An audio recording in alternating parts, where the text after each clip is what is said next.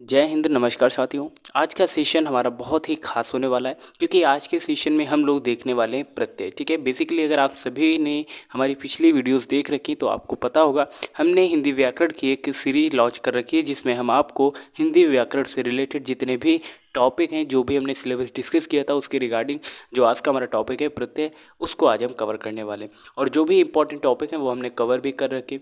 Playlist बनी हुई है, आपको चैनल के मेन पेज पर चले जाना है एंड देन आपको प्लेलिस्ट के सेक्शन में जाना है और वहाँ पर आपको पहली ही प्लेलिस्ट देखने को मिल जाएगी हिंदी व्याकरण पाठ्यक्रम परिचय। ठीक है, काफ़ी सारी वीडियोस मैंने आपको प्रोवाइड कर रखी। ठीक है, तो वहाँ पर आप डिटेल में पढ़ सकते हैं, वॉच कर सकते हैं। और जैसे आपको किसी भी टॉपिक को समझाने में या समझने में आपको दिक्कत आती है तो वहाँ पर हम ट्रिक के माध्यम से भी आपको समझाने का प्रयास करते हैं ताकि आप चीज़ों को लंबे समय तक याद रख पाएँ। ठीक है ना। तो ये सीरीज आपके लिए काफ़ी इंपॉर्टेंट होने वाली। और चलते हैं आज के टॉपिक की तरफ और सबसे पहले समझते हैं डेफिनेशन।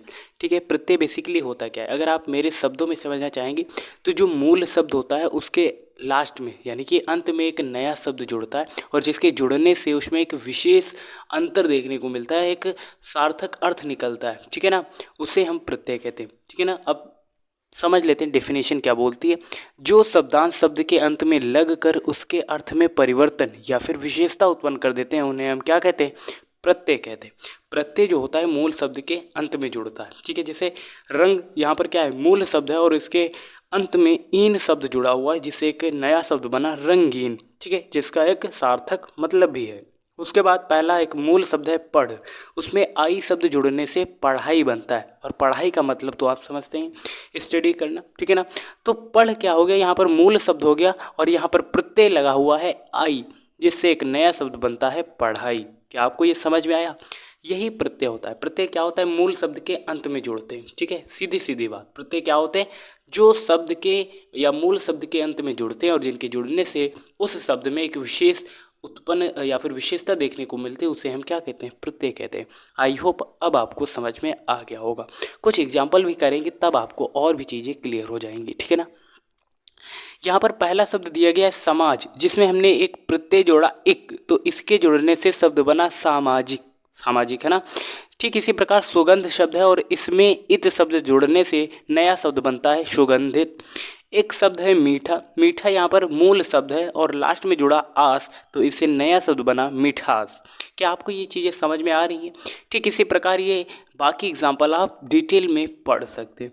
तो प्रत्यय आपको समझ में आया, जो मूल शब्द होता है उसके अंत में जुड़ते हैं। जैसे ये रहा हमारा मूल शब्द। ठीक है, ये हमारा मूल शब्द रहा और इसके जो ठीक बाद में यहाँ पर जो शब्द जुड़ेगा या अक्षर जुड़ेगा उसे हम प्रत्यय कहते हैं। ठीक है, यहाँ पर।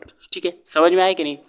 ठीक इसी प्रकार से कुछ और भी एग्जाम्पल हैं जिनमें आपको फाइंड आउट करना है कि इसमें कौन सा प्रत्यय होगा। जैसे पूजा शब्द से बनता है पुजारी। ठीक है, पूजा शब्द से क्या बना हुआ है यहाँ पर, पुजारी। तो आपको इसमें फाइंड आउट करना है कि प्रत्यय क्या होगा। तो इसमें पूजा धन आरी निकल के आएगा, तो ये पूजा जो शब्द होगा वो आपका मूल शब्द हो जाएगा और जो आरी शब्द बचेगा वो आपका प्रत्यय होगा। ठीक इसी प्रकार से सोना, सोना से बना हुआ है सुनार। ठीक है, तो सोना धन आर, आर क्या हो जाएगा यहाँ पर, प्रत्यय हो जाएगा। ठीक है ना। अब एक मानवता, मानव शब्द से बना हुआ है मानवता, तो मानव मूल शब्द हो गया और ता शब्द जो जुड़ा हुआ है वो आपका प्रत्यय हो जाएगा।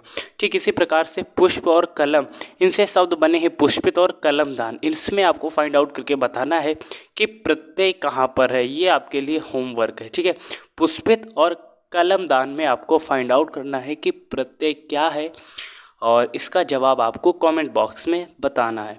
अब हम रिवीजन कर लेते हैं जो हमने कल की क्लास में पढ़ा था। आज की क्लास में हम लोग पढ़ रहे हैं प्रत्यय और कल की क्लास में हमने पढ़ रखा है उपसर्ग। ठीक है, आई होप अगर आप रिवीजन करेंगे तो चीज़ों को लंबे समय तक याद रख सकते हैं।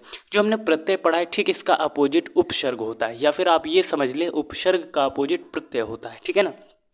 डेफिनेशन समझते हैं, फिर हम अपनी लैंग्वेज में भी समझने का प्रयास करेंगे।